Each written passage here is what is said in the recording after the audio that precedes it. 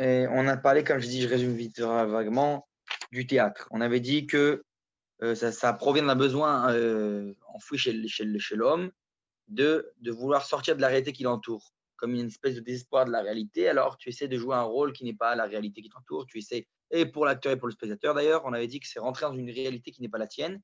C'est une sorte de réconfort. Ça te donne la sensation de rêver. On avait parlé de tout ça, donc. Et hop, Aviel.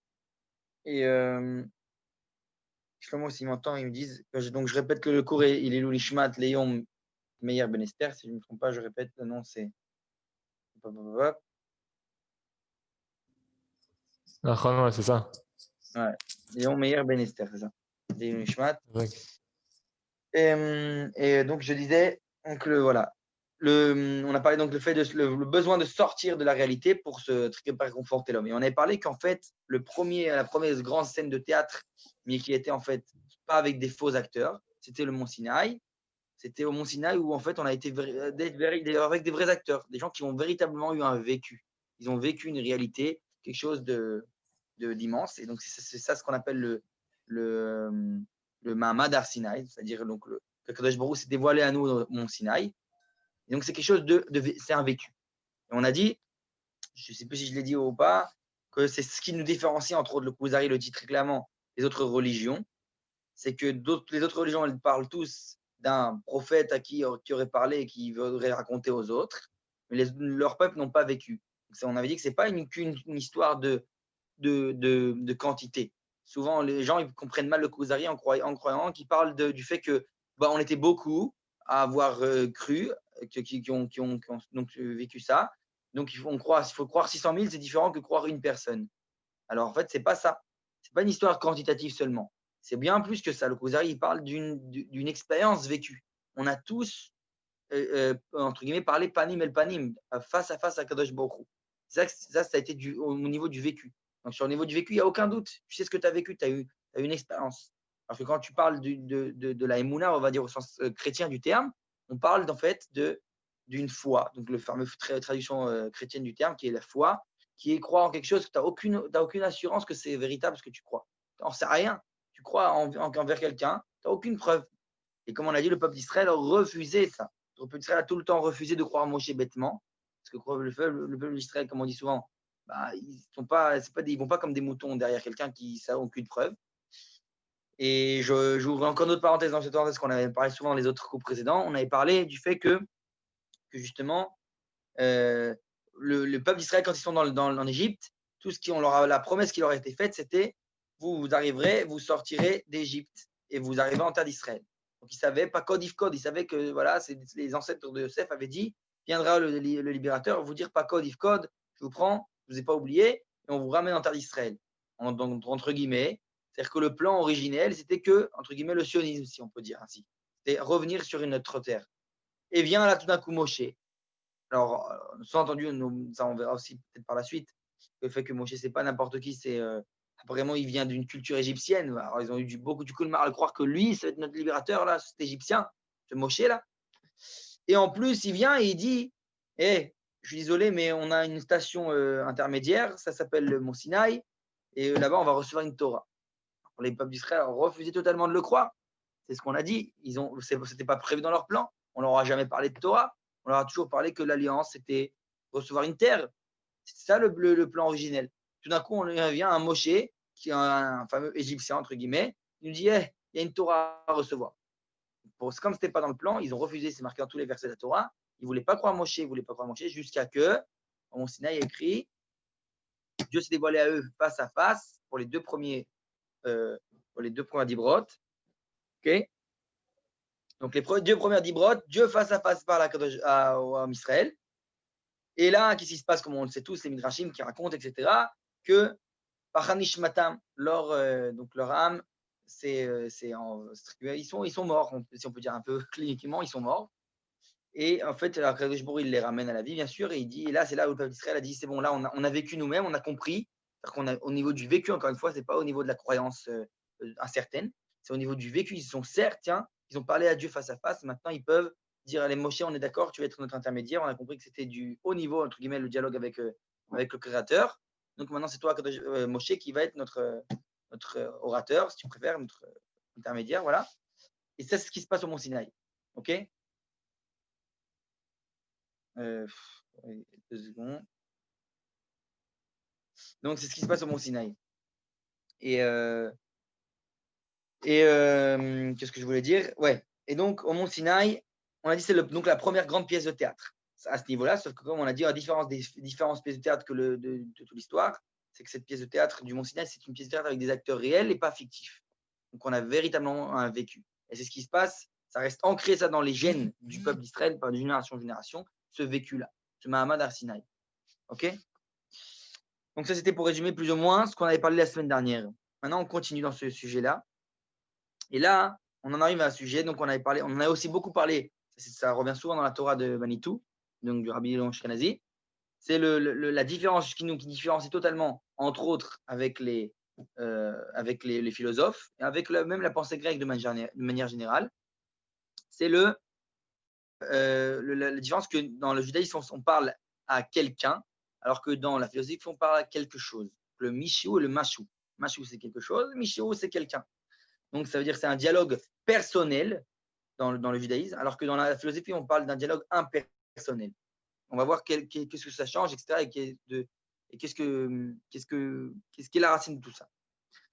Donc, je continue dans le livre, pour l'instant. Ve'ata na'amik badvarim. On va donc approfondir dans ces choses-là. Maïed galut chez la shmiya, qu'on avait parlé donc de la différence entre la shmiya, l'écoute, donc c'était ce qui était approprié au judaïsme, et la différence avec le voir, la vision chez les non-juifs. C'est au niveau du visuel. Nous, c'est pas au niveau du visuel, c'est au niveau de l'écoute. Donc, milgash bilti emtsai im Elohim. Donc, le fait que c'est l'écoute, c'est plus profond, on avait parlé de tout ça. C'est en fait comme une rencontre avec Dieu sans aucun moyen, directement. Ça, c'est l'écoute. C'est l'avantage de l'écoute. C'est-à-dire qu'il n'y a pas d'écran. Il n'y a pas de quelque chose qui peut couper la connexion, si on préfère, a priori. Donc, on a une grande différence entre la culture juive et la culture grecque. בעוד שהיהודים תופסים את אלוהים ואף את האדם כמישהו, קרי, כבעל ממד אינסופי, היוונים בעת העתיקה תפסו את האלוה ואת האדם כמשהו. Donc, c'est exactement ce que je viens de dire. Le judaïsme, il perçoit le Dieu comme, ils disent même l'homme comme quelqu'un, donc c'est un dialogue personnel. Donc, c'est-à-dire qu'on a une part d'Ensof en nous, une part d'infini en nous, puisqu'on est quelqu'un et pas quelque chose. Alors que dans le dialogue qui est avec la pensée grecque, c'est le quelque chose. Quelque chose, donc là, il vient de dire, c'est ça toute la différence en fait, c'est que quand tu dis quelque chose, tu peux le définir, tu peux le finir dans un cadre, le définir, dire voilà, j'ai défini ce quelque chose, c'est définition. Et point à la ligne, c'est fini, et pas plus que ça. Quand tu parles de quelqu'un, là, on parle de quelque chose, comme on a dit, du Ein-Sof, de l'infini. L'infini qui est en nous, ça veut dire, c'est ce qu'on appelle dans la Chassidut, par exemple, Chelek Elokam Imal, une partie divine en nous, c'est cet infini qui est en nous. C'est ce quelqu'un, on ne peut pas mettre sur le point qui c'est. Pour moi, par exemple, Yaakov Zarbiv. Tu ne peux pas dire Yaakov Zarbiv, c'est ça, point. Non. Quand tu fais ça, tu parles de quelque chose, tu ne parles pas de quelqu'un. Quelqu'un, c'est bien au-delà des mots. C'est ce qu'on a, ça fait partie de l'infini.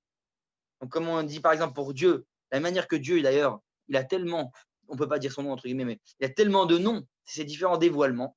Et aucun de ces dévoilements, en fait, n'est son essence. Dieu, il a plein de noms qui définissent un certain dévoilement de Dieu. Mais jamais aucun d'entre eux n'est l'essence de Dieu. L'essence, c'est infini. Donc, qui c'est Dieu, entre guillemets? C'est l'ensemble de tout ça et même bien plus. Et donc, c'est ça dans le domaine de l'infini, de l'indéfini, l'infini. Et donc, ça, c'est le quelqu'un. Et pareil pour nous. Nous, quand on dit, si je veux savoir qui c'est Yaakov Zarbiv, comme on a dit, je peux pas véritablement, c'est infini. Parce que Yaakov Zarbiv, il a un des dévoilements, c'est voilà, être papa, être fils, être élève, être rave, être quoi d'autre, être je sais pas moi, ami, etc., etc. Tout ça, c'est des différents dévoilements de ce même Yaakov Zarbiv. Donc, c'est différentes relations avec ce Yaakov Zarbiv. Mais qui c'est ce Yaakov Zarbiv? C'est l'ensemble de tous ces dévoilements et bien plus que ça. Même les dévoilements qui ne sont pas encore dévoilés. Donc, c'est pour ça qu'on dit quand on parle à quelqu'un, on parle du domaine de l'infini. D'accord? Et donc, c'est toute la différence avec les Grecs, avec la pensée grecque antique. Ok? Donc eux, les Grecs, à l'inverse de nous, tous les agdarot fonctialiot, comme on a dit. Ils viennent définir chaque chose une fonction. Ça d'ailleurs, moi, quand je lis ça, je pense tout de suite à la chanson de Ranan Benari, qui parle tout le temps dans Wikipédia. Il dit ne me mettez pas dans une case du Wikipédia. Parce que c'est faux de parler comme ça aujourd'hui dans notre société. On a un grand besoin, tout le monde veut mettre tout le monde dans des cases. On veut, alors lui, il est comme ça je l'ai défini. Tac, je l'ai fermé dans une case. Tous les stéréotypes, toutes sortes de définitions qui nous arrangent à nous, ça nous facilite la tâche en tant que personne. On dit voilà, bon, allez, je classifie les choses parce que ça m'aide à faire de l'ordre dans mes idées. Mais en vrai, c'est faux. Si on se comporte à la réalité qui nous entoure de cette telle manière, c'est une manière quelque part enfantine. Et c'est sûr que c'est pas être réel, c'est pas être émettre, c'est pas être véritable. Parce que dans la vérité, tu dois savoir que c'est bien au-delà de tout ça, au-delà de toutes ces définitions. Comme l'homme, il est bien plus que ça, comme il dit Rana Beren dans son chant. Il dit Ani akol ve'ani lo klum. Je suis tout, un ensemble de toutes ces choses, ces dévoilements différents que vous voyez de moi. Mais d'un autre côté, je suis rien de tout ça en vrai. Je suis bien au-delà. C'est-à-dire que je suis Orensov, comme il dit dans son chant aussi, je crois, si je me rappelle bien. C'est-à-dire qu'on est quelque chose d'infini qui se dévoile à travers nous. D'ailleurs, comme je l'ai parlé des différents dévoilements de Dieu, souvent ce qu'on a dit à Sukkot il n'y a pas si longtemps que ça, on dit Ani Vahu Oshiana. C'est-à-dire que le Ani, il est. Comment ça s'appelle? Le Ani, c'est un des noms de Dieu. Ils disent Ani Vahu Oshiana, ça veut dire Ani et où et lui, ensemble, Oshiana. Donc c'est un dévoilement de Dieu, le Ani. Comme dit An, en hébreu, An, Aleph Nun, c'est un makom, un endroit. On dit Léan Ataolech, c'est où tu vas? De quel endroit? Donc, quand on dit Ani, c'est avec le Yud, donc la première lettre du tétragramme du Yud Kevavke, pour dire je suis un makom, un endroit où se dévoile Dieu. Ça, c'est mon Ani. Et donc, il y a mon Ani à moi, le Ani à toi, etc. Chacun avec son Ani. C'est des dévoilements de Dieu. Donc, c'est un des noms de Dieu, puisque les noms de Dieu, c'est des différents dévoilements. Donc, même moi, qui suis une créature que Dieu a créée, donc je dévoile Dieu d'une certaine manière, chacun d'entre nous. Donc, ça, c'est le Ani. Et c'est ce qui est un peu inexistant dans la culture grecque antique. Donc, on parle de quelqu'un, de quelque chose. Donc, pour eux, ils disent Adam ou Yetsuchai, Oler, Alstein, Choshev, Vechule. Adam, kemo kol gorem acher, bo'olam nire, aya, iprinatam, object, ma. Donc, ils disent pour eux, l'homme, c'est comme une créature vivante qui marche sur deux pieds, qui pense. Et voilà, comme toute autre chose qu'on voit dans la réalité qui nous entoure, pour eux, c'est comme un objet, un ma. Donc, eux, ils sont dans le domaine du ma, le quoi. Okay, pour eux, c'est quoi l'homme? Pour eux, c'est quoi l'homme? C'est pas ça leur perception. La philosophie yévanite, yodat et ametziut kula biprinat ma. Veilou, anevoa yehudit megala et amakor ametziut biprinat mi.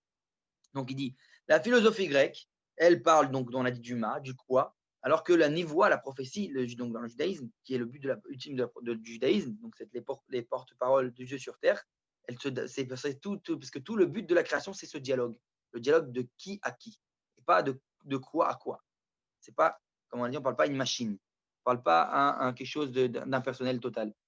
Donc on parle à une personne, Chas v'shalom de dire que Dieu c'est une personne, mais dans le sens où, oui, il y a un dialogue personnel, c'est de qui à qui. Okay, ça rend le dialogue bien plus utile et bien plus humain. Okay, c'est quand tu parles, il me semble qu'on avait dit ça aussi dans les cours précédents, quand on parle à quelque chose, entre guillemets, par exemple, voilà, la nature, c'est quelque chose. C'est des lois indéfinies, définies et qui sont, j'allais dire, presque robotiques. C'est-à-dire qu'il n'y a pas de miséricorde, il n'y a pas de l'aspect humain dans les lois, dans ces lois de la nature. Donc, si tu sautes d'un immeuble de 10 étages, tu as beau faire tu vas en cours de ta chute, eh ben, tu vas dire, je sais bon, je regrette, je ne ferai plus ça, comme il disait Ravanito souvent, il disait comme ça en rigolant. Il dit moi, je le referai plus, je t'assure, je ne referai plus. Et la nature, elle répond, entre guillemets, oui, bien sûr, c'est sûr, tu ne le referas plus. Tu tombes en bas, et voilà. Ça, c'est les lois de la nature et les lois, donc, a priori, cruelles de la nature. Parce qu'il n'y a pas de loi personnelle. C'est quelque chose d'impersonnel. Dans le judaïsme, la relation à Dieu, c'est justement de personne à personne. C'est qu'il y a avec qui parler. Il y a chez mille et d'apper. C'est une personne. Donc, il y a un endroit aussi pour la teshuva, un endroit pour la miséricorde, parce que c'est ça, Dieu, c'est le dialogue. D'ailleurs, si on peut dire ainsi, les deux grandes, on va dire, pôles opposés dans les civilisations, c'est aujourd'hui la culture occidentale et l'islam, entre autres. Et ben, dans les deux, il y a cette perception-là dans la culture occidentale aujourd'hui, l'homme est au centre de tout, parce que Dieu, presque, il n'a plus de place. C'est le côté athéisme d'aujourd'hui. Et dans l'islam, c'est l'inverse. C'est Dieu est au centre de tout et l'homme n'a plus sa place. L'homme n'est rien du tout. Dans le judaïsme, c'est les deux. C'est le dialogue entre Dieu et l'homme, entre le créateur et la créature. Donc, c'est ce dialogue de personne à personne. OK? Donc, כשהקדוש ברוך הוא מתגלה לאדם, הוא משתמש במילה שאלוהי הפילוסופים לעולם לא יוכל לומר, אנוכי. Voilà. Et donc, il dit quand Kadosh Baruch Hu, dans le judaïsme, dans la prophétie, chez nous, la Torah, il se dévoile à l'homme, il utilise un mot que le Dieu des philosophes, si on peut dire ainsi, jamais n'utilisera, ne pourra dire. C'est quoi ce mot? Anochi. C'est quoi Anochi? On va dire que c'est quelque chose de. C'est moi, c'est qui je suis, c'est ma personne. Rak hamivgash ima Eloah keishiyut retzonit ou mivgash ima Ensof. Comme je viens de l'expliquer, il n'y a que seulement de cette manière-là, quand c'est une rencontre donc, d'une volonté, donc d'une rencontre avec d'une personne, qu'en fait tu parles à l'infini. Tu parles dans le domaine de l'infini. Mishum shekol agdara acheret la Ensof nisheret betrum ha conceptuali bilvad. Pardon. Et donc, parce que d'ici, tu fais toute autre chose, bah, tu resteras que dans le domaine de la conception. Donc tu n'es pas dans le domaine de l'infini. Tu es dans le domaine du quelque chose qui se définit très clairement et finit, pas au-delà de ça. Et, ah ouais, donc, par exemple, bah, ça c'est très classique chez les philosophes, mais ça se répercute aujourd'hui sur une partie de nos sociétés qui sont les chilonim, donc ceux qui sont chilonis. Ils pensent comment ils s'adressent à Dieu de manière générale, comme le dit les philosophes, ça ressemble. Ils disent c'est une koach elyon. Je lis dans les haras en bas. Koach elyon, ils appellent une espèce de force suprême. Ça ressemble beaucoup, d'ailleurs, ça nous rappelle beaucoup ce que Aristote il disait, le H Siba Rishona, la cause de tout, la première raison de tout, c'est quelque chose qui a engendré tout. Il n'y a plus de relation, il n'y a plus de dialogue, il n'y a plus de Hashgacha, il n'y a plus de providence. Dieu, entre guillemets, il n'y a plus de ce dialogue. Il a créé, c'est tout. C'est quelque chose qui a créé, c'est quelque chose qui a donné le tremplin du départ, c'est tout. Dans le judaïsme, c'est pas que ça. Et chez nous, Makor lecholet shel Adam lomar ani ayen olatraya. Donc c'est exactement ce que je viens de répéter, ce que je viens de dire en fait, le ani, tout le possède du ani. Adam motse et atzmo beatzmo alide or achaim haelohim amofim mikebo. Comme on a dit. Comment moi je vais en fait ma relation avec Dieu, c'est en me recherchant à la fois moi-même, parce que quand on a dit en moi-même il y a de l'infini. Donc plus je me relie à ma personnalité, à mon identité propre. D'ailleurs, ça c'est les deux grands secrets de la Kabbalah d'ailleurs, que dans les secrets de Kabbalah il y a les fameux 5 degrés de Nefesh, Ruach et Neshama, Yechaya, Yechida. Le degré le plus suprême, c'est Yechida. Yechida en hébreu, c'est Yichoudi. C'est ce qui fait que je suis spécial. J'ai été créé unique. Pas comme l'autre, pas comme toi et pas comme toi, etc. Chacun est unique. Et ça, c'est si je me relie à cette unicité qui est en moi, cette spécificité qui est en moi, alors en fait, je me relie à l'infini qui est en moi, et donc c'est-à-dire à Dieu. C'est ma relation vis-à-vis de Dieu. C'est la relation la plus élevée qu'il puisse avoir. Et, voilà. Et donc, comme on l'a dit, plus je connais la grandeur de mes valeurs, et plus en fait ma relation avec Dieu, elle va être sur le domaine de l'infini. Par exemple, ça c'est par exemple, je vais dire un autre truc. Il y a une marloquette dans la Gemara avec Rabbi Akiva et j'ai oublié le nom de celui qui relève Alav. Il y a une marloquette là-bas. On nous raconte en tout cas qu'est-ce qui se passe quand tu es sur une île déserte, entre guillemets, etc. Et que voilà, vous avez une gourde pour deux, imaginons la fameuse halakha très connue. Qu'est-ce que tu fais maintenant? Soit tu fais moitié-moitié, tu fais moitié avec la gourde, et donc c'est fort possible, probable que vous allez mourir tous les deux, mais au moment où vous serez morts en généreux, chacun à partager. Ou alors, je dis aussi la gourde chez moi, je bois toute la gourde et je vais a priori survivre, je vais pouvoir donc continuer à vivre, etc. Mon ami va certainement mourir. Et ça, c'est le fameux dilemme qu'il y a dans la Gemara. Alors, celui qui s'oppose à Rabbi Akiva, il dit, bien sûr, il est romantique. Il dit non, il vaut mieux mourir en solidaire. On va boire moitié-moitié. Et voilà. Et au moins, on aurait été des hommes moraux, donc avec la moralité autour de nous, jusqu'au bout. Rabbi Akiva, et bizarrement, il dit non, c'est la gourde est chez toi, bois tout, tu vas survivre. Et ça, c'est l'essentiel. Alors, a priori, ça paraît très égoïste. Rabbi Akiva, le même Rabbi Akiva qui a dit qui a dit aime ton prochain comme toi-même, c'est la base de toute la Torah. C'est a priori le plus altruiste qui soit. Et c'est lui qui dit, en la halakha, qu'il faut que je bois ma gourde et que je ne sauve pas mon ami, entre guillemets. Alors, En fait, il faut comprendre la profondeur de Rabbi Akiva. C'est évident que Rabbi Akiva n'est pas égoïste. Et à Rabbi Akiva, il comprend très bien que, au contraire, comme on a dit, c'est que, en fait, quand je suis dans un dilemme d'une telle sorte, je dois me relier à moi-même. Comme on a dit, Ve'afta l'ereacha kamocha, donc comme toi-même. Donc la première personne que tu dois aimer avant les autres, bien sûr que tu dois aimer aussi les autres, mais c'est d'abord moi-même. Parce que si je ne suis pas lié à moi-même, donc ce qui fait que je suis spécial, comment je pourrais, bichlal, comment je peux aimer l'autre? Puisque si l'autre, a priori, je ne vois pas ce qui est spécial en moi, alors a priori, a fortiori, je ne verrai pas ce qu'il y a de spécial en l'autre non plus, puisque je ne verrai pas ce qu'il y a de différent. Donc c'est en voyant d'abord, en faisant moi ce qui est propre, ce sur quoi j'ai reçu une responsabilité directement, que Dieu m'a donné ma vie à moi, d'abord, tout d'abord, on va se respecter, puis la vie de ceux qui m'entourent. En tout cas, il y a des ordres d'échelle. Donc d'abord m'occuper de moi-même, parce que c'est la responsabilité première que j'ai reçue. Et donc, c'est plus je prends cette responsabilité que Dieu m'a remise, plus je vais la prendre jusqu'au bout avec sérieux, et plus je vais en fait dévoiler ce qui fait que de moi que je suis particulier.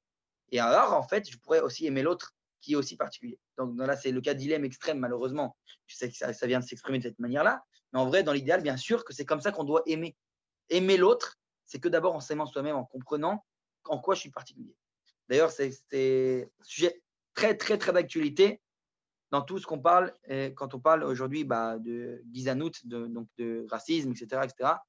Il y a cette erreur, je pense, qui existe aujourd'hui, par exemple, entre autres aux États-Unis ou dans beaucoup de sociétés occidentales, de vouloir, et même en Israël d'ailleurs, de vouloir essayer de mettre tout le monde dans un même moule, de comprendre, d'effacer les différences pour pas qu'il y ait discorde. Donc, si on fait une paix d'une telle manière, c'est une paix qui est superficielle. C'est en fait, c'est de manière inconsciente, c'est dire que en fait, je n'aime pas l'autre qui est différent. C'est de la haine en fait. C'est pas de véritable amour si c'est superficiel à ce point-là. Comme le dit Rav Cherki souvent, il dit les premiers qui ont fait ça, c'était qui? Le premier, on va dire, archétype de racisme à ce niveau-là, c'était la tour de Babel. C'est exactement ce qu'ils ont voulu faire à la tour de Babel. La tour de Babel, ils ont compris qu'on était tous différents, il y avait 70 nations complètement différentes. Comme lui le prouve d'ailleurs des versets, il dit que, bien entendu, que la dispersion, elle était physique, du moins, était bien avant l'histoire de la tour. La tour, c'était une tentative de s'unir autour d'un but commun. Donc, cette tour de Babel, là, qu'on veut construire, qu'on veut tous unir en un but commun. Pourquoi? Pour histoire d'avoir une espèce d'union, on va dire, technique seulement, en fait, ce qui vient effacer les erreurs, les différences. Et d'ailleurs, c'est pour ça que les Midrash nous disent sur la tour de Babel que à chaque fois qu'il y avait une brique qui tombait, ils pleuraient, ils faisaient deuil 7 jours. Alors quand c'était une personne qui tombait, ils continuaient, ça leur faisait rien. Parce que ce n'était pas véritablement de l'amour. Leur but, c'était juste de faire taire d'arriver dans leur idéal, etc., de s'unir autour d'un but commun, et c'est tout, et pas au-delà de ça. Donc c'est une union qui est très mélachoutite, qui est très, comment on dit en français, qui est, ouais, j'allais dire superficielle,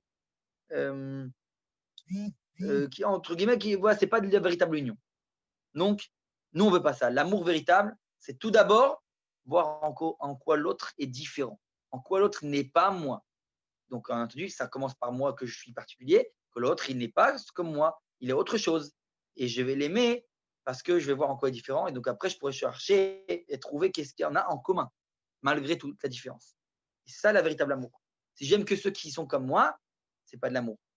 Donc, ça, c'est un grand. Pourquoi je suis arrivé à tout sujet pour parler justement de cette relation vis-à-vis de Dieu, du quelqu'un. Tout ça, ça commence autour du quelqu'un. Donc, voilà. Par exemple, j'ai parlé tout à l'heure d'Aristote, voilà. A philosophia Aristotelite savra chez Eloa bal ratson ou metsumsam. Ulam alpi kivun amarshava yehudi davka mifgash im bal ratson ou mifgash lelo gvulot.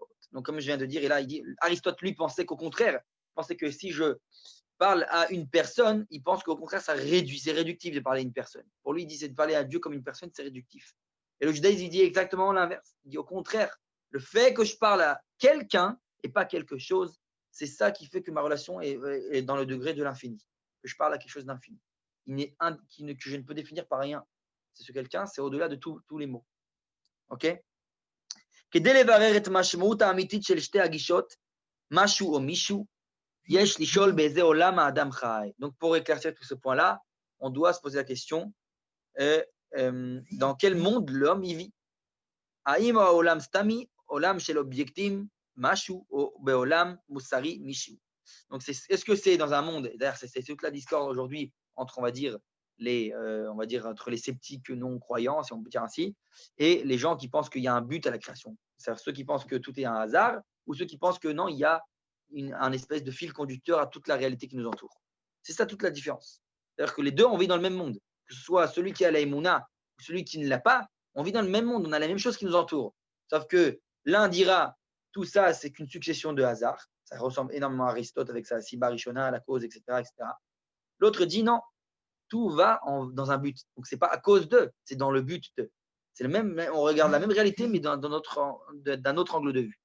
Moi, je dis dans le but de, lui, il dit à cause de. C'est toute la différence. Et donc, si on regarde, si on voit soit tu regardes le monde comme quelque chose de causalité, tout est une succession de la cause de, à cause de. Donc, tu es dans un monde d'objets, comme on a dit, impersonnel. C'est un pur hasard.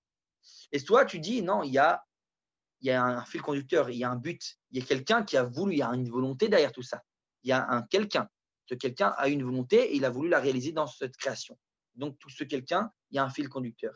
Donc, chaque chose qui se produit, c'est dans le but de, et ça ne reste pas au degré de l'indéfini, et là, dans le degré du défini, dans le sens où, oui, tout a un but propre, et donc c'est le domaine de l'infini, le but infini de Dieu. Akadosh Baruch Hu.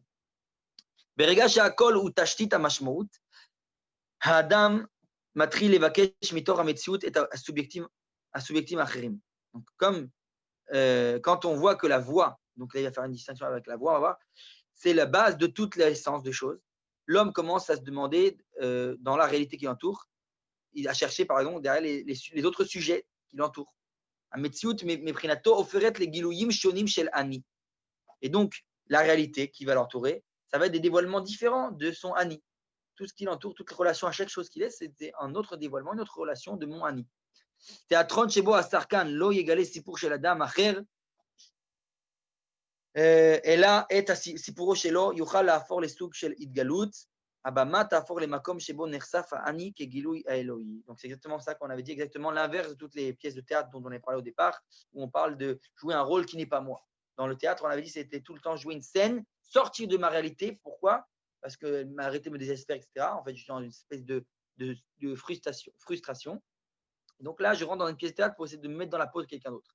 On a dit que dans le dévoilement, le véritable pièce de théâtre réel avec des acteurs réels, donc c'est le but du dialogue avec Dieu, si je rentre dans ma propre peau, je dois jouer mon propre rôle, je dois rentrer en moi-même. C'est-à-dire, plus je vais me relier à moi, plus je vais en fait renouveler ma relation à l'infini, à Dieu.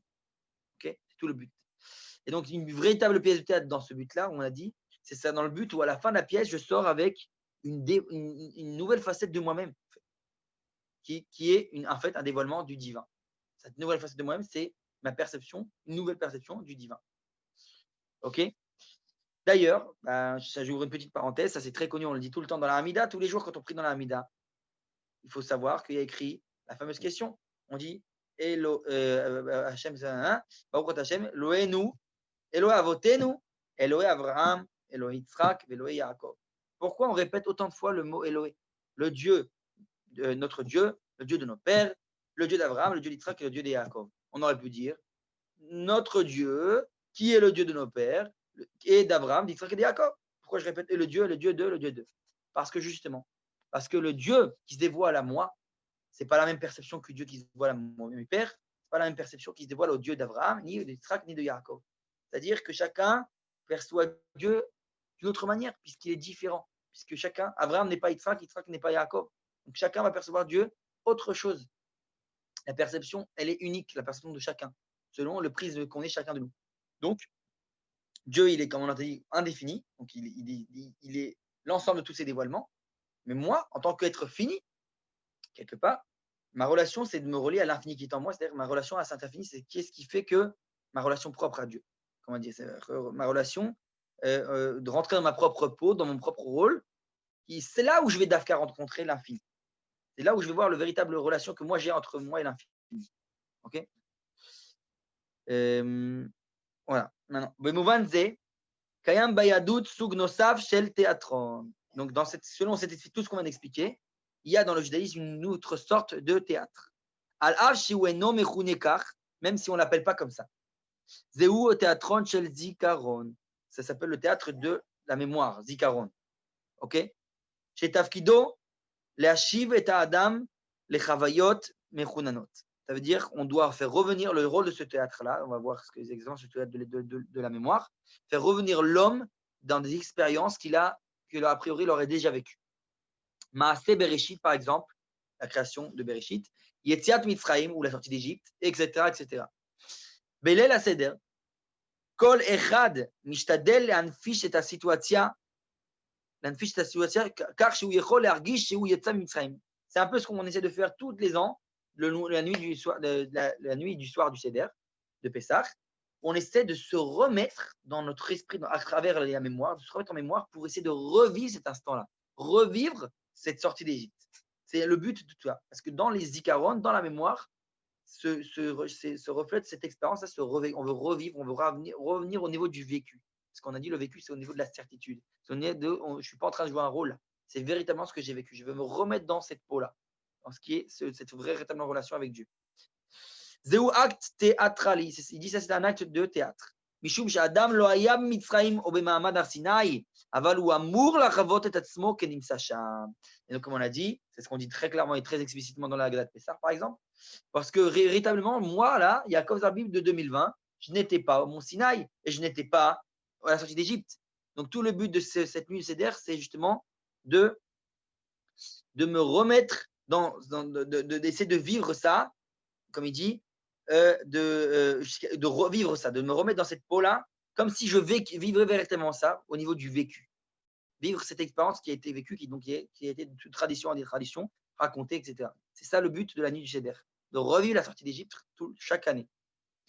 Derrière Azikaron Adam mechanen et ani ayehudi shelo umaanik lo et kolo asguli. Donc à travers la mémoire, on va essayer justement si on peut dire recycler le ani, mon moi-même, le juif, donc on a dit le ani du juif que je suis, et de lui donner sa voix, sa côté zgoula, le côté donc le côté, on a dit le spécial que j'ai en moi. C'est ça le but sur cette relation. Quand je vais renouveler cette relation, je vais retrouver le moi-même, qui je suis véritablement. Amunar esthética, donc l'expression esthétique, chez Mekoro Yevani, comme on sait très bien, ça vient du grec. Shonem amunar haivri yofi, c'est différent du terme hébreu qui s'appelle le yofi, la beauté. On avait parlé aussi du chapitre, quand on a parlé du chapitre de la beauté et de la vérité, qu'il y a une différence entre la beauté grecque et la beauté hébraïque. Mais on voit que justement, les Grecs, ils appellent esthética. Et c'est différent ces deux termes. On va expliquer pourquoi. A esthética, ioter madash el yofi meacher yofi. C'est l'esthétique, et ça, on voit, c'est très clair. C'est plus de la science de la beauté que de la beauté en soi. Ça veut dire quoi? Sheken ou menase litol et ayofi minachaim vela foroto les théoria. Il essaie en fait de récupérer la beauté de la vie et de transformer ça en théorie. Mais sauf shel davar ma shechai behemet ou tamid yafé. Finalement, on voit bien que tout ce qui vit, tout ce qui est vivant, c'est toujours beau. כאשר מתחילים לנסח מושגים מופשטים ולהכיל הגדרות לפרופורציה, מאבדים עת את הקשר עם החוויה היומיומית, הבלתי אמצעית והעדינה של היופי. אם יש חיים, בסופו של דבר, יש גם יופי. Donc, contrairement au grec, nous, on veut dire que dans la vie en soi, il y a de la beauté. Dans chaque chose. Et donc, quand tu parles dans le domaine du grec, il va essayer de transformer, de tout faire des règles, des lois de tout, pour essayer de définir la beauté. Donc, c'est ça ce qu'on appelle l'esthétique, c'est la loi de la beauté. C'est les règles de la science de la beauté, mais ce n'est pas la beauté en soi. Ça perd de son vivant. Et moi, je donnerai un exemple. Par exemple, dans la beauté grecque, on peut dire tout est symétrique. Pour eux, la beauté, ça doit être un modèle bien défini, quelqu'un qui est symétrique, l'homme idéal, si on peut dire ainsi. Dans la beauté juive, au contraire, ce n'est pas quelque chose de défini, c'est quelque chose dans l'infini. Donc, c'est très subjectif. La beauté, ça peut être je vais donner un exemple, par exemple, quelqu'un qui louche, etc., comme on le dit, il peut être très beau. Ça dépend de ta relation vis-à-vis de l'infini. Si lui, c'est sa manière, c'est sa relation à lui, à l'infini. C'est ça la beauté véritable qu'on veut faire ressortir cette beauté véritable qui n'est pas une beauté définie par des règles mathématiques. C'est une beauté qui est au-delà, puisque c'est la beauté de l'infini. Donc, chacun, quand il voit sa particularité, c'est ça sa véritable beauté en vérité. C'est pour ça que ça n'a aucune relation avec le fait que je sais pas moi, par exemple, quelqu'un il est comme ci ou comme ça. Chacun a été créé différemment, mais ce qui fait qu'il est propre, qu'il est unique, c'est sa véritable beauté. C'est ça qui va faire son lien spécial avec l'infini, avec Dieu. Ok? Et Voilà. Maintenant, je continue avec Bitul Mechitzot. Quelle heure il est? On a le temps. Bitul Mechitzot. Maintenant, comme on a dit, ok, on a plus ou moins compris la différence avec la pensée grecque. Là, on veut aller. S'il y a des questions, il faut forcément me poser. Vous pouvez tenir les micros 2 minutes, poser des questions. Profchi. Là, avant que je commence le sous-chapitre suivant, on va parler justement on veut annuler les Mechitzot, les écrans. C'est tout ça. Le but, c'est d'avoir une relation panim et le panim, qu'on a dit, comme il y a eu au Mont Sinaï. Une relation de face à face. Donc, on veut enlever tout ce qui peut, a priori, empêcher cette relation d'être directe. Ça s'appelle les Mechitzot, les écrans. Donc, je continue s'il n'y a pas de questions. Kam tarbut shel shmiya ibaalat resronot. Même une culture donc, de l'écoute, on a dit finalement, il y a aussi des manques, il y a aussi des inconvénients. Parce qu'on a dit, c'est ce qui nous différencie du grec. Même ça, ce n'est pas infini totalement. On a quelque chose qui nous, quand même, nous limite. בסופו של דבר, המחלה הגדולה של הגלות היא העדפה מוחלטת של הנשמה. On voit que finalement, la grande maladie de l'exil, quand on est parti en exil, c'est de préférer l'écoute. Chez la nishma, donc de l'écoute, chez le chipus amashmout apnimit, de chercher l'intériorité des choses, et pas que l'extériorité. Ça, on avait parlé, beaucoup, on avait parlé du chapitre de la beauté et de la vérité. Alpene anire. On voulait, en exil, on a toujours préféré l'intériorité à l'extériorité, à ce qui nous semblait extérieur, à ce qu'on voyait avec les yeux. Shiva Tzion metoeret gam ke Shiva el areya. Mais malgré tout, et là, c'est ça tout le but du sionisme maintenant, c'est de refaire le pont entre les deux. Donc, on relationise quelque part, revenir sur la terre d'Israël, c'est le judaïsme profond de la terre d'Israël, plus d'exil, c'est de rassembler le voir et l'écoute, c'est-à-dire le visuel aussi. Qui aïn be'aïn yiru beshuv Hashem Tzion, comme c'est écrit dans les versets, si on peut traduire littéralement, parce que œil et œil verront le retour de Dieu à Sion. Donc, il y a beaucoup dans le domaine de l'œil, du visuel. Yesh torer le'ichaletz mimalkodet amustagim shel hanireh ve'hanishma. Donc, on doit se libérer, se détacher des obstacles, de ces notions-là qui sont le voir et l'entendre. Donc, on doit enlever cette muraille-là qui a été créée à cause de 10 000 ans d'exil entre la lumière et la voix. Il faut les réunir. L'écart overet beshlav arishon derech hachashash mianire davka.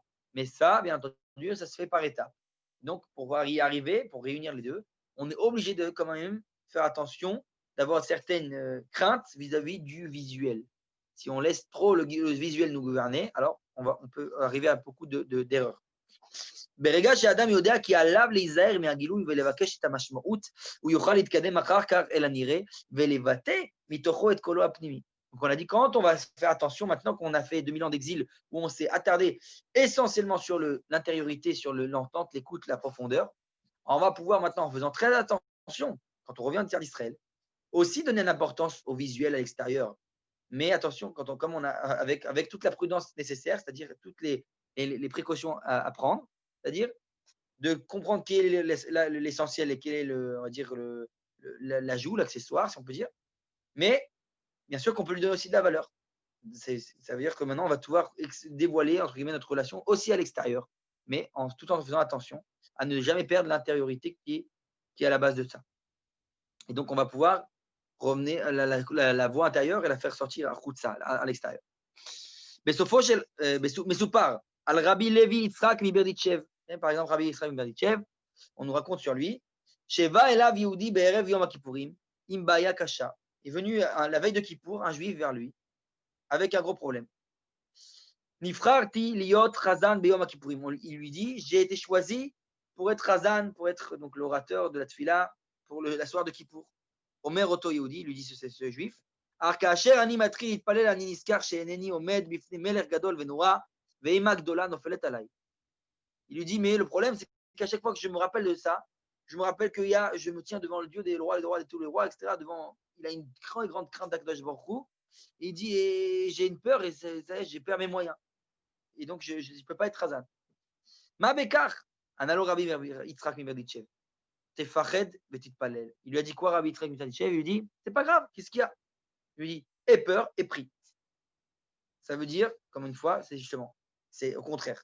C'est le fait qu'il se rende compte d'où ça vient de sa prière, c'est justement, il faut cette peur, cette crainte. C'est ça ce qu'on appelle Beira ou Besimcha. toujours avec la crainte, mais qui jongle avec la joie, avec l'amour, etc. Ça veut dire que cette crainte, elle vient nous, quelque part, nous équilibrer. Elle est très indispensable. Impossible de faire sans. Et donc, il dit, pareil, le judaïsme, on en a parlé aussi, demande, exige de l'artiste, de l'art, si on peut dire, d'avoir peur, mais de créer. C'est exactement ça. Moi, ça me fait rappeler, par exemple, le Messilat Yesharim. On va parler tout à l'heure du Ramchal dans notre livre, qui dit dans ce Messilat Yesharim avec ce qu'on appelle la Midat HaZeirut, il parle de la prudence. Il dit la prudence, c'est pas être paralysé. C'est soit j'ai peur, trop peur, et j'ai la peur, je suis paralysé, je fais rien, je ne suis pas actif, ou alors je suis fou et j'agis sans réfléchir.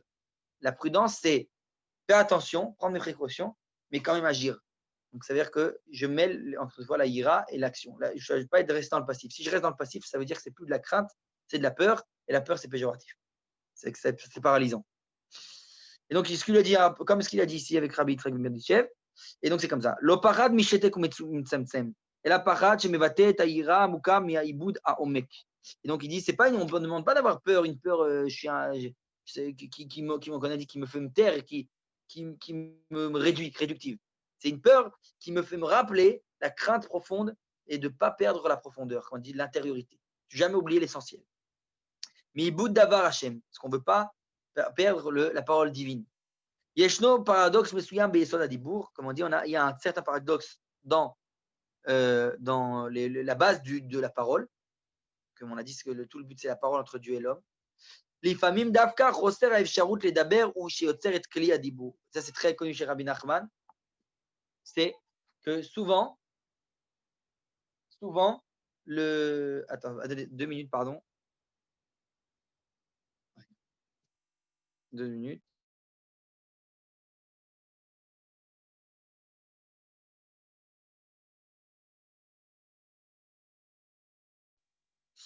Et donc souvent, excusez-moi, j'en étais où? Ouais.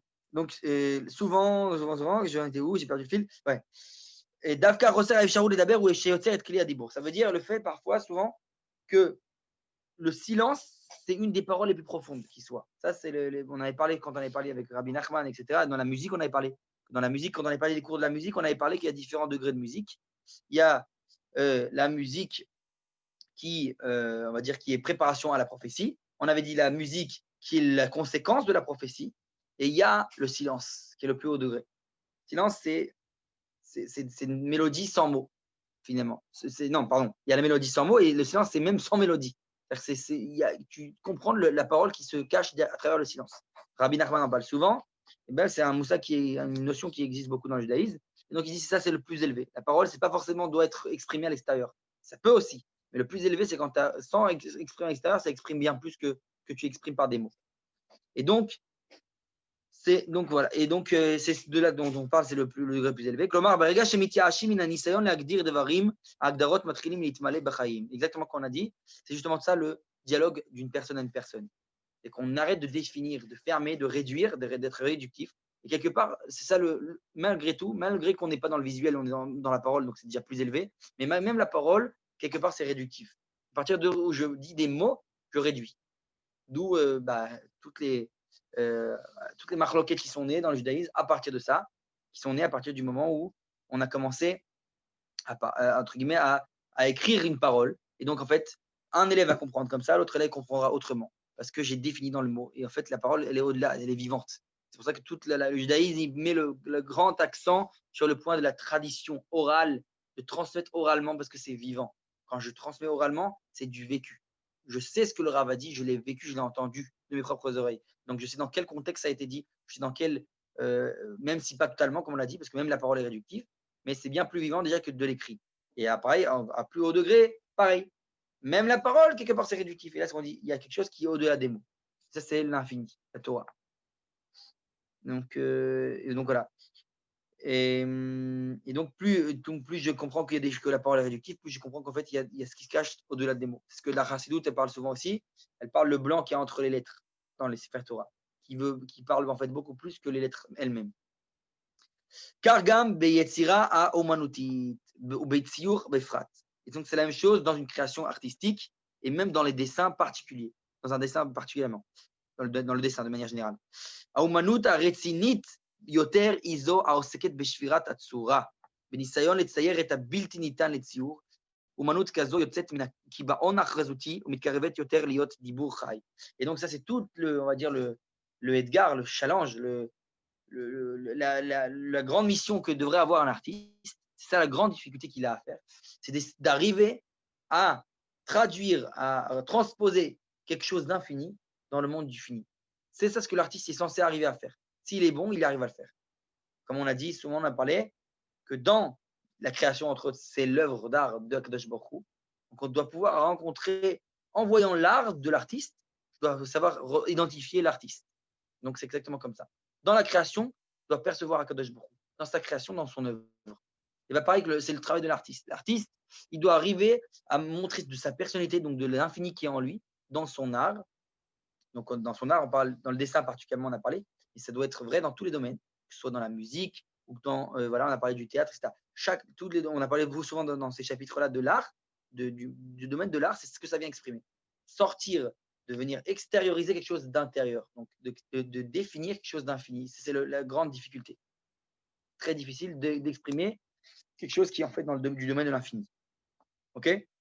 Mais si on arrive à le faire, c'est on a dit le travail de l'artiste, c'est ce qu'on appelle une parole vivante. C'est le Dibur Chai. Et là, j'en reviens au livre. Donc, je vais faire partager le texte. Alors, 2 secondes. Tac. Je fais share. Vous voyez le texte du Ramchal. Le texte donc, du Ramchal, il est pas comme ça. Dans son livre Da'at Tvunot, il parle 2 secondes. Ma maman. Hop. C'est où le truc du coup? Non. Voilà, c'est là. Hop, hop, hop, hop. Ouais, bon, mais tu l'as mis sur le truc. Quoi? Ouais, je l'ai mis sur le groupe. Tu as mis le lien. Vous puissiez lire en. Non, tu peux lire tout ça, mais c'est pour ceux qui ne savent pas forcément l'hébreu, etc. Et vous puissiez comprendre, on va l'étudier ensemble ce texte. Ok? Donc ce texte, c'est du Ramchal dans Da'at Tvunot. Là-bas, il explique. Avant de commencer le texte, j'explique l'introduction du Rav Cherki sur le domaine. Il explique qu'il existe un degré, un moyen intermédiaire entre ce qu'on appelle le spirituel et le matériel. Gvul Bonivgashim Aolamot. Il y a là-bas une frontière où se rencontrent les deux mondes, donc du matériel et du spirituel. Chez l'Adam. Et ça, cette limite-là, ce pont entre les deux, ça s'exprime sur le visage de l'homme.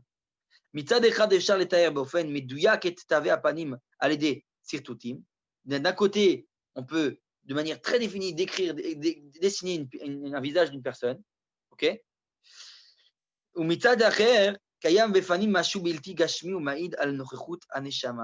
d'un autre côté, dans le visage, on peut percevoir des choses qui sont au-delà de toute expression, donc quelque chose comme on a dit, qui n'est pas matériel a priori, et qui vient témoigner d'une présence de la Neshama, que dans ce corps, il y a une Neshama. D'ailleurs, on va lire le texte, vous allez comprendre de vous-même. Dans le texte, c'est écrit comme ça. Im tedakdek dikduk amok al binyan hazeh shel ha'adam. Si tu viens, il dit, le Ramchal, vous voyez le texte bien ou ça s'éteint à chaque fois? Vous voyez bien, non? Ouais, c'est bon, c'est bon. Que moi, il s'éteint. Bon. Si vous ne voyez pas, dites-moi. Il dit comme ça, Im tedakdek dikduk amok al binyan hazeh shel ha'adam. Si tu viens faire attention et bien définir, il dit, analyser dans la construction de ça de l'homme, il dit comme il est, qu'il naît milvad ademut shel haguf betavnito, milvad aneshama shebo betsura asher la. Il dit, il y a quelque chose au-delà, donc en dehors de ce corps-là qu'il est, et en delà, ça a enlevé le texte, vous voyez plus? Il n'y a plus le texte. Ouais, c'est parti, mais il suffit de le prendre du groupe, en fait. Ouais, mais comme il faut que ce soit visuel. Pourquoi ça s'est enlevé? Je ne comprends pas. Ok. Et donc, au-delà, il te dit donc du corps, au-delà même de la neshama. Donc, ça veut dire quoi au-delà? C'est cette relation entre les deux. Il dit, il y a quelque chose qui est le zivapanim. Le zivapanim, il appelle ça, il dit c'est le lien entre les deux. C'est quoi ce ziv panim? Alors, on dit ça au niveau de Moshe, on parle du ziv panim qui avait Moshe. Le ziv, c'est ça. C'est cette relation entre intériorité et extériorité. Et comment ça s'exprime? Il dit comme ça, le Ramchal, Vetiri chez ZéouAmishtane Achai Minamet. Et il dit c'est ça qui fait toute la différence entre le vivant et le mort. Si vous regardez bien, a priori, le visage de quelqu'un qui est mort, c'est le même visage. Pourquoi il a l'air tellement différent? Parce qu'il n'y a plus de vie. À partir du moment où il n'y a plus de vie, c'est-à-dire qu'il n'y a plus cette relation, ce ziv panim là, qui fait que quand il avait une neshama à l'intérieur, le vivant, ce qui fait qu'il était du domaine de l'infini. Là, c'est tout d'un coup un corps. D'ailleurs, c'est pour ça que, à partir du moment où la neshama sort, il va se détériorer. Il n'est plus du domaine de l'infini. Donc ce corps-là, il se détériore. Et donc, ce visage-là, il manque de vie. Même si c'est la même personne, mais c'est plus le même visage. Il n'y a plus le ziv panim. Parce que ce ziv panim, c'est cette relation-là de l'âme au corps, du spirituel au matériel. Et il dit, continue dans le texte, Velo zo bilvad, il dit pas seulement ça, qui a filou ishtanut yishuv neshama begouf mitraebo. Et il dit même, dans la neshama, même parfois, tu peux, à travers le fait de, comment la neshama, entre guillemets, si on peut dire ainsi, comment elle va changer, elle va évoluer, entre guillemets, si on peut dire ainsi, ça va s'exprimer aussi sur le corps. Allotiri, Arole, Panavraot, il dit par exemple, regarde, le malade, en général, il a une sale tête, quoi, si on peut dire ainsi. Veload, il dit, et là, chez Marchevet Alev Niredbo, il dit, Allotiri, Panim Sochakot, Panim Zoafot, Panim Masbirot, Kulam, Edehem, Hema, chez la Marchavot Anistarot, Bekirouv Alev. Donc il dit, tu vois la différence quand un visage qui sourit, un visage qui est en colère, un visage qui explique, qui est joyeux, qui vient exprimer du bonheur, etc., etc. Et donc, il dit tout ça, ça vient être des témoins, si on peut dire extérieurs, il appelle ça une aide dans le sens, ouais, c'est le reflet, si on peut dire ainsi, des pensées cachées qui sont au fond de la personne elle-même. Ok? Et donc, il dit, Kulam, pardon, ואין הזיו הזה נמצא לו לנשמה בפני עצמה, כי הרי זיו של הגוף הוא ולא גוף בפני עצמו. כי אין לגוף זיו זה בלא הנשמה, אבל הוא הדבר הנולד מחיבור הנשמה והגוף ביחד. Donc, qu'est-ce qu'il dit en fait? Il dit, ce ziv הזה, c'est que la relation du corps à l'âme. C'est la relation. Tu ne peux pas la trouver dans l'âme seule. L'âme, si elle n'est pas habillée dans un corps, ça ne peut pas s'exprimer. Donc, parce que l'âme, c'est du domaine de l'infini. Le corps, c'est du domaine du fini. Et pour exprimer, le but de la création, c'est d'exprimer cet infini dans le fini. C'est toute la création. C'est ça, Dieu a voulu créer un monde fini, donc déterminé, et d'exprimer son infini, dévoiler son infini dans le fini. Donc ça, c'est le texte du Ramchal. Pour conclure, je sors du truc, comme on fait, hop, comment je fais ça, hop, tac, tac, je reviens dans le zoom. Vous voyez? Non, pas encore. Là, vous me voyez, ouais? Yes. Donc, pour conclure, et c'est pour aujourd'hui, on finit le sujet justement du théâtre. Et si Dieu veut, la semaine prochaine, commencera le high-tech, sur le sujet du high-tech. Là, pour le conclure, Aor Mesuyam, c'est cette lumière spéciale dont il parle, le Ziv. Aziv, ou Makor Aevdel chez Ben Adam Achal et Ben Adam Amet. C'est toute la différence entre le vivant et le mort, comme on a dit. Ou Mesamet Shvirat Amisgeret Vasafa chez la Chomer. Ve Umetziat Atrum Ameshik chez Ben Agouf Aneshama. Et donc, c'est de trouver ce lien, cette relation entre l'infini, le fini, le corps et l'âme. Donc, c'est ça, c'est ce qu'on appelle le ziv. Donc, quand on parle de Moshe, du ziv panim de Moshe, c'est exactement ça qu'on exprime. C'est que le ziv Moshe, comme on l'a dit, vous le savez très bien, dans le Midrash, c'est écrit, à la fin, quand est venu son temps, c'est venu son heure, il doit mourir. L'âme, elle ne voulait pas sortir du corps. Elle ne voulait pas. Pourquoi? Parce que c'est tout l'idéal. Elle est dans symbiose totale, son corps et son âme. Il ne veut pas sortir. Il a fallu ce qu'on appelle, le Chazal, ils ont dit la neshika, le baiser divin pour que l'âme sorte de son corps. Mais c'est-à-dire qu'à l'idéal, Moshe, son âme, elle est très satisfaite. C'est le ziv panim, tout ce qui s'exprime à l'intérieur s'exprime à l'extérieur. Et c'est le but ultime de la création. C'est-à-dire que Moshe, si on peut dire ainsi, c'est que les sages disent qu'il a vécu 120 ans, chaque jour plein. C'est-à-dire qu'il a vécu totalement, pleinement, cette relation-là du corps à âme. Et donc, c'est le but de chacun de nous. C'est le but comme ça qu'on dévoile Dieu. Si moi, je dévoile le divin qui est en moi, donc cette relation de corps à âme, en fait, c'est mon rôle, c'est sur quoi on m'a donné ma responsabilité dans ce monde-ci. Et chacun d'entre nous doit le faire le même, c'est un dévoilement, donc différents dévoilements de l'infini. OK? Ça, c'est pour conclure au sujet du théâtre pour aujourd'hui. Et par rapport, voilà, la semaine prochaine, on commencera le sujet du high-tech. S'il y en a des questions, posez-moi. Voilà, je dis, je ne sais pas combien on est là sur le studio. Si Dieu veut, je vais on va essayer de mettre ça sur YouTube. Je le mettrai peut-être pas en public, peut-être que je le mettrai dans le groupe. Et voilà, si quelqu'un qui a des questions, posez-moi. Je vois que je ne l'ai pas admis. Oh. Serge, je vois que tu viens de truc. Je n'avais pas vu que je ne t'avais pas admis. Apparemment, tu es venu en. Désolé. En tout cas, voilà, je conclue pour la semaine prochaine. On commence. Donc, essayez d'être à l'heure parce que c'est dommage de rater le début au début. Ça, en général, c'est un processus. Donc, la semaine prochaine, si tu veux, même heure, on commence le sujet du high-tech. Donc, on a fini le sujet du théâtre, on commence le high-tech avec vis-à-vis de la Torah, etc. Et tout souvent, selon le livre du Rav Cherki, qui est Gdusha Veteva, ok, et donc la sainteté et la nature.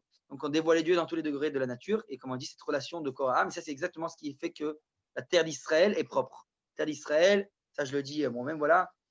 Quand on appelle la terre où coule le lait, le miel, comme il dit le Rav Kook, le lait, c'est quelque chose de, on va dire, à la base, c'est du sang caillé, si on peut dire ainsi.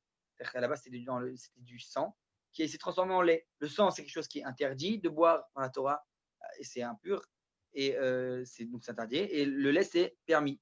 Et donc, et le miel, ça vient d'un animal a priori impur, donc la Dévora, l'abeille, et on sort le pur qui est en lui, donc le miel.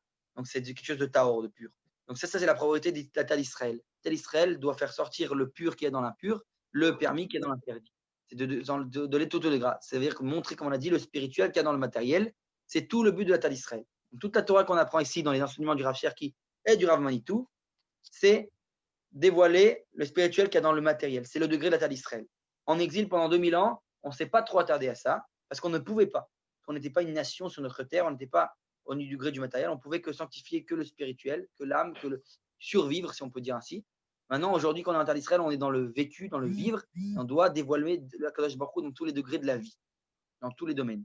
Et donc, ça c'est le grand degré de la terre d'Israël, la Torah de la terre d'Israël. De la Torah de la terre le miel, c'est dans cette optique-là qu'on va poursuivre tous nos cours si Dieu veut. La semaine prochaine, on commencera le sujet de l'high-tech. Voilà, s'il y a des questions, c'est le moment, dites-moi. Et comme j'ai dit, ceux qui ont raté, je vais mettre peut-être le cours sur YouTube, etc. Et ceux qui veulent rattraper peuvent rattraper. Je pourrais le mettre dans le groupe. Et voilà. Et si Dieu veut, je vous enverrai les textes sur le groupe. D'accord. Pas de questions? Du coup, le vrai théâtre, c'est celui où on joue notre propre rôle. Alors, exactement. C'est exactement ce qu'on a dit. C'est-à-dire que dans le théâtre, on ne veut pas me mettre dans la peau de quelqu'un d'autre. Et là, je vais me mettre dans la peau de moi-même. Et plus je me mets dans la peau de moi-même, plus en fait, je vais être en relation avec l'infini. Mais alors, du coup, aller voir une pièce de théâtre Stam comme ça, c'est pas caché alors. Alors, on n'a pas parlé dans ce cours-là, tu remarques qu'on n'a pas parlé du côté maassi, du côté concret. Je sais, mais c'est pour ça que je te pose la question, pour compléter un peu. Pièce de théâtre, il faut voir. Je pense qu'il faut voir dans quel contexte, etc. etc. Je sais pas, voilà, si on peut dire ainsi, voilà, à Purim, on le fait tous les ans quand on fait le Shabbat Zachor. Toutes les yeshivotes, on fait des mises en scène, on imite les rabbanim, etc. dans l'ambiance de Purim. Je ne sais pas si toute l'année on peut faire ça. C'est une bonne question. Il faudrait poser un Rav, on va dire, plus apte que moi au niveau de la halakha, à ce niveau-là. C'est des questions compliquées. Mais ouais, c'est une bonne question. Je sais pas. C'est pas interdit en soi, je pense. Quoi? C'est pas interdit en soi le théâtre, c'est juste ça dépend de l'histoire, de quel contexte. Encore une fois, moi je pense que ça dépend. Surtout en Italie, Israël aujourd'hui, je pense que ça dépend. Et de la même manière que le cinéma, etc. etc. Donc il faut voir s'il y en a qui permettront certaines choses, certaines pas. Il faut voir d'où provient chaque chose. Ça, c'est au niveau de la halakha concrète. Okay. Maintenant, au niveau tout ce qu'on a parlé, c'est plus au niveau de la vision des choses. Okay. Au niveau de l'intériorité des choses, justement. Comment ça s'exprime exactement? C'est une autre question. Je sais pas, il faut poser la question. Très bonne question. Voilà, d'autres questions? Non, c'est bon, merci. On dit Shavua Tov à tous. Et voilà, Chodesh Tov quand même. Chodesh Tov. Quand on a dit ce cours oublié était. le Hallel demain. Ouais. Ah, Nachon, Gam, le Hallel demain, etc. Aujourd'hui, c'est Ragasig pour ceux qui ne savaient pas. C'est la fête des Éthiopiens, même si c'était un peu interdit de monter sur Jérusalem. Le but, c'était. Hein? Bon. En tout cas, voilà. Et allez, à la semaine prochaine tous. On se revoit la semaine prochaine. À la semaine prochaine.